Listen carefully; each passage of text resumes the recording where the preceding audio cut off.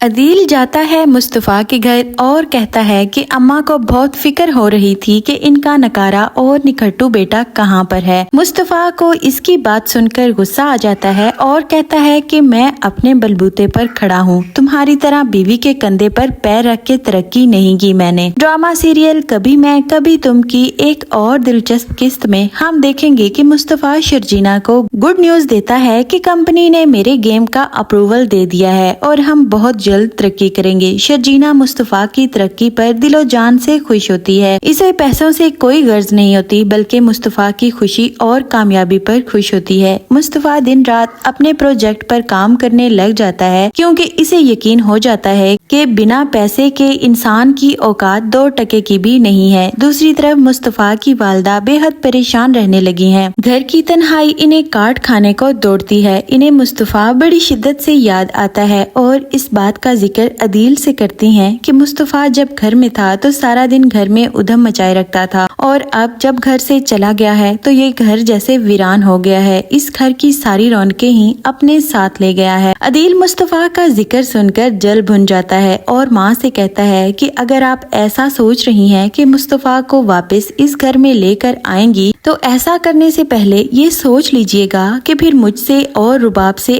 آپ کا کوئی تعلق نہیں ہوگا۔ عدیل کی بات سن کر اس کی ماں خاموش ہو جاتی ہے کیونکہ پیسے والے بیٹے اور بہو کو تو وہ بالکل بھی ہاتھ سے نہیں جانے دیں گی۔ عدیل کو مصطفیٰ کے حوالے سے تجسس ہوتا ہے کہ دیکھوں تو کہاں ہے اور کس حال میں رہ رہا ہے اور زمانے کی ٹھوکریں کھانے کے بعد اکڑ تو نکل ہی گئی ہوگی۔ وہ جاتا ہے مصطفیٰ کے گھر مگر گھر پر صرف شرجینا ہوتی ہے۔ دروازے پر دستک دیتا ہے تو شرجینا دروازہ کھولتی ہے، اتنے میں مصطفیٰ بھی آ جاتا ہے۔ عدیل کو کھڑا دیکھ کر آنے کی وجہ معلوم کرتا ہے تو عدیل طنزیہ جواب دیتے ہوئے کہتا ہے کہ اماں کو اپنے نکارا اور نکٹو بیٹے کی فکر ہو رہی تھی تو سوچا کہ تمہاری خیریت ہی معلوم کر لوں۔ مصطفیٰ کو اس کی بات سن کر بہت غصہ آتا ہے، وہ تمام ادب اور لحاظ بالائے طاق رکھتے ہوئے اس کی ٹکا کر بےزتی کر دیتا ہے اور اس سے کہتا ہے کہ میں اپنے بلبوتے پر کما کر کھا رہا ہوں، کم از کم تمہاری طرح اپنی بیوی کے کندھے پر پیر رکھ کر ترقی نہیں کی میں نے، اچھی طرح ذلیل ہو لیے یا ابھی اور کچھ سننا باقی ہے، نکلو اب یہاں سے۔ شرجینا مصطفیٰ کو روکنے کی بہت کوشش کرتی ہے مگر مصطفیٰ اپنے دل کی ساری بڑاس نکال دیتا ہے۔ عدیل مصطفیٰ کے ہاتھوں خوب بے عزت ہونے کے بعد تل ملا کر رہ جاتا ہے اور وہاں سے چلا جاتا ہے۔